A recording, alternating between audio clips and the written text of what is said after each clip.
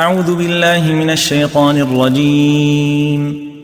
پناہ مانگتا ہوں میں اللہ کی شیطان مردود سے۔ یا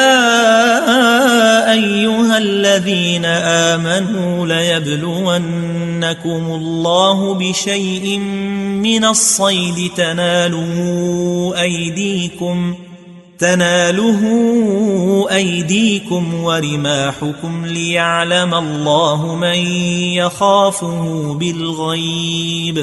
فمن اعتدى بعد ذلك فله عذاب أليم۔ مومنو، کسی قدر شکار سے جن کو تم ہاتھوں اور نیزوں سے حاصل کر سکو اللہ تمہاری آزمائش کرے گا،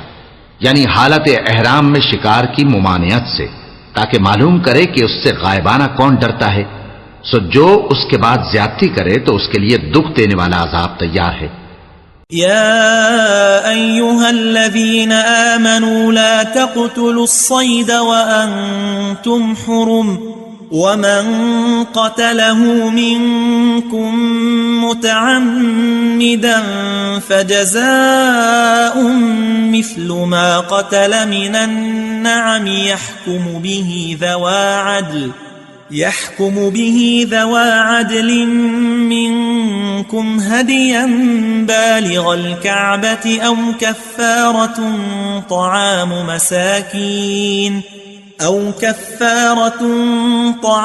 مساكين أو عدل ذلك صياما ليذوق وبال أمره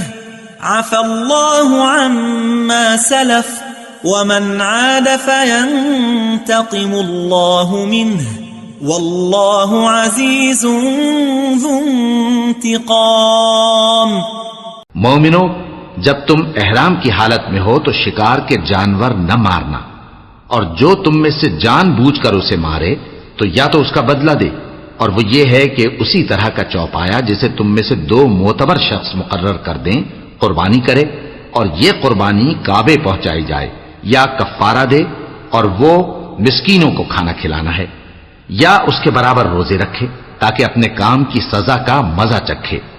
اور جو پہلے ہو چکا وہ اللہ نے معاف کر دیا، اور جو پھر ایسا کام کرے گا تو اللہ اس سے انتقام لے گا، اور اللہ غالب ہے، انتقام لینے والا ہے۔